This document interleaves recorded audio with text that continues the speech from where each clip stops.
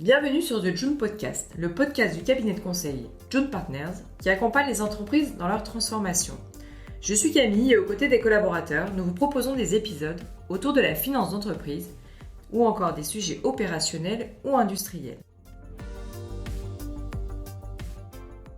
Au sortir de la pandémie de la Covid, et alors que l'année 2022 est d'ores et déjà marquée par des crises économiques majeures, les entreprises doivent être particulièrement vigilantes à la maîtrise de leur trésorerie, mais aussi à leur relation client. Gérer au mieux la relation client passe par une bonne compréhension et maîtrise de son cycle order to cash. Comment l'organiser ? Quels sont les facteurs clés à maîtriser ? Dans cet épisode, nous recevons deux spécialistes du sujet chez June Partners, Antoine Alzi, directeur, et Thomas Lunier, consultant senior, qui vont revenir sur ces différents leviers du cycle order to cash. Bonjour Antoine, bonjour Thomas. Bonjour Camille. Bonjour Camille. Alors, tout d'abord, est-ce qu'on peut commencer avec finalement la définition du cycle order to cash ? Le cycle order to cash, c'est le cycle client qui va de la prise de commande jusqu'au paiement de la facture. De façon assez courante, ce cycle va intégrer les étapes de contractualisation, de facturation, de recouvrement et d'encaissement. Il faut savoir que chaque étape du cycle order to cash est importante et que nous pourrions parler longuement de chacune d'entre elles. Mais aujourd'hui, nous avons souhaité vous parler de 5 facteurs particulièrement importants selon nous dans ce cycle et que les entreprises que nous accompagnons négligent parfois. Alors finalement, on définit très souvent le cycle order to cash comme un véritable projet d'entreprise, très transverse. Pouvez-vous nous en dire plus ? Effectivement, le cycle order to cash n'est pas un sujet uniquement finance, c'est un sujet qui concerne vraiment l'intégralité de l'entreprise, que ce soit les équipes commerciales, l'administration des ventes, la production ou la logistique. Il est important que les équipes commerciales, par exemple, comprennent les impacts des points négociés à la contractualisation sur l'ensemble du cycle order to cash.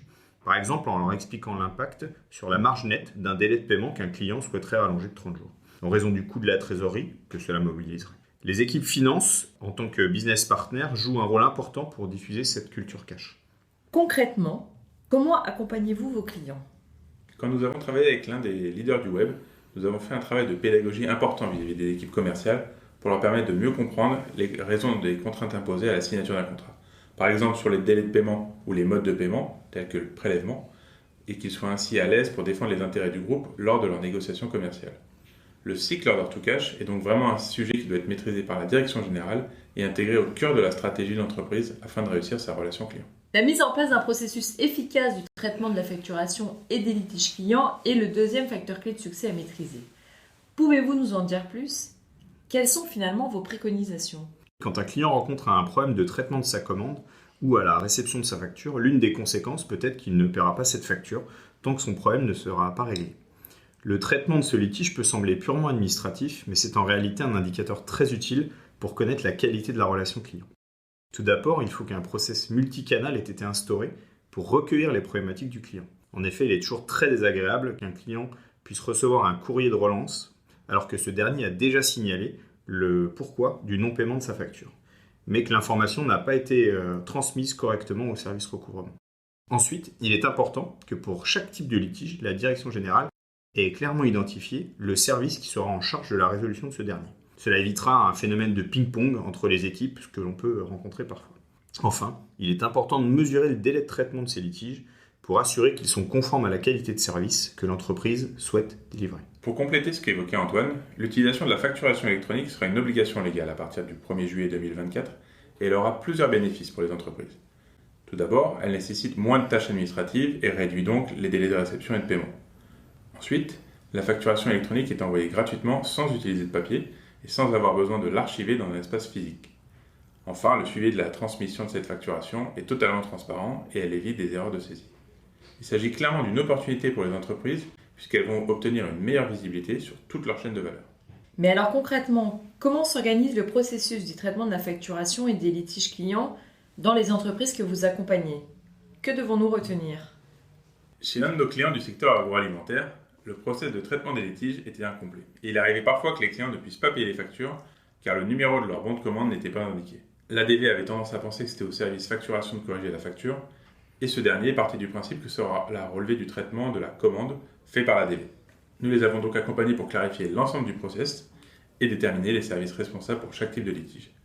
Cela a très clairement accéléré leur résolution mais cela a aussi joué un rôle pédagogique pour que les différentes équipes appréhendent mieux l'importance de la fiabilité de leur propre travail.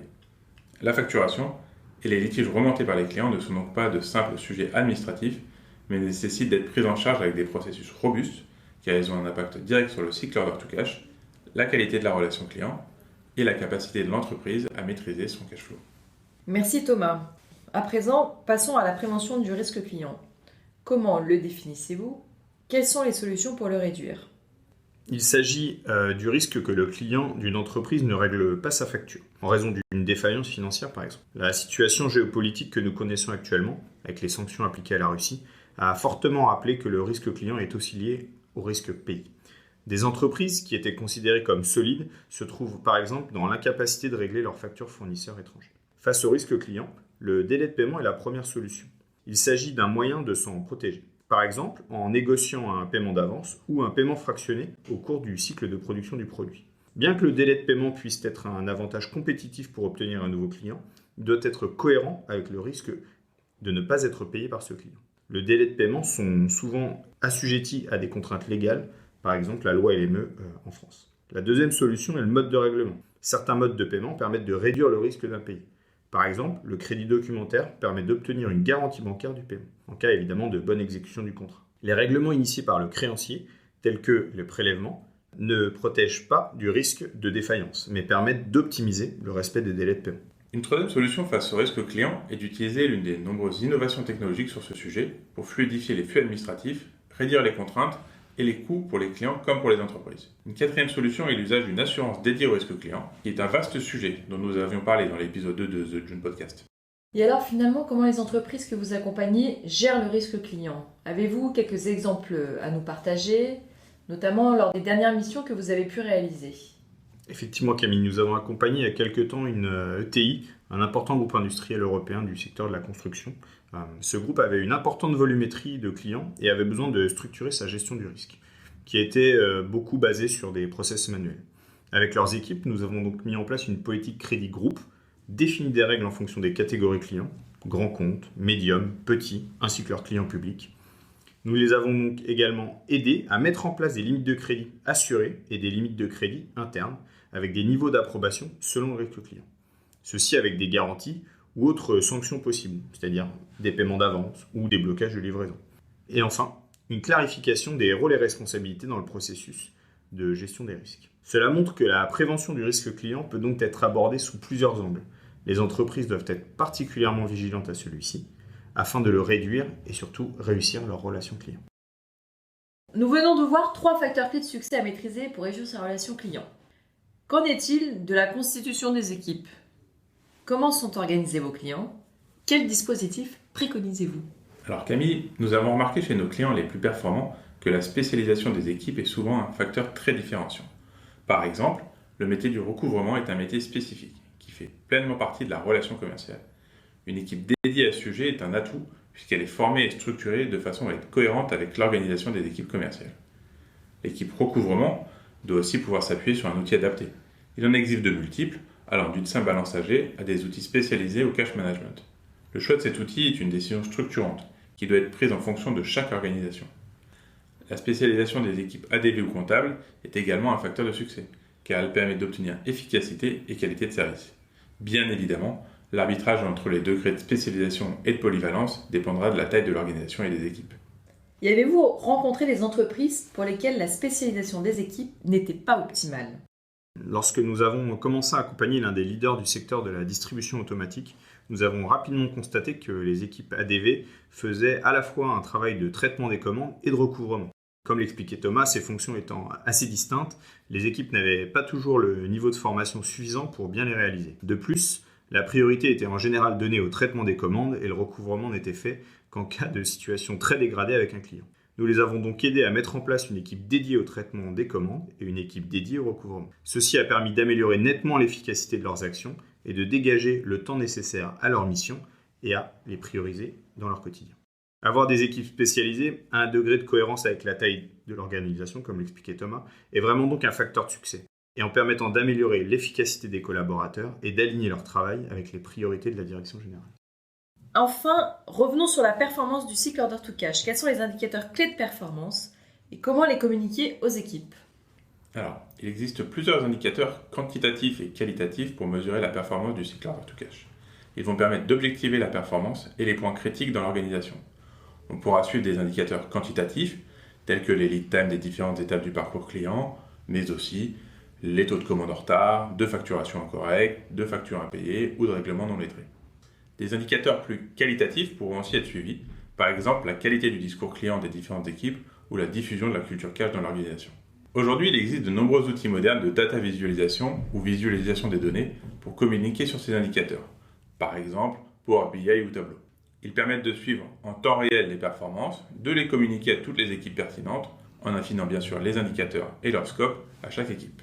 Merci Antoine et Thomas pour ces explications très claires sur ce vaste sujet. De rien, Camille. De rien. Bien comprendre et maîtriser le cycle order to cash est donc nécessaire au vu de la succession de crises et du contexte actuel particulièrement incertain. Au-delà de ce sujet, d'autres aspects de l'entreprise méritent autant d'attention, notamment ceux touchant à la digitalisation de l'organisation. Certaines d'entre elles restent très en retard sur cet aspect, malgré une bonne avancée lors de la pandémie de la Covid. Seulement 45% des PME ont déployé aujourd'hui une solution de facturation électronique. Or, il s'agit d'un élément à intégrer dans sa stratégie digitale. Nous revenons d'ailleurs sur ce point plus en détail lors d'un webinaire organisé dernièrement. Si vous avez apprécié ce podcast, n'hésitez pas à vous abonner sur notre plateforme d'écoute. À très bientôt pour un prochain épisode.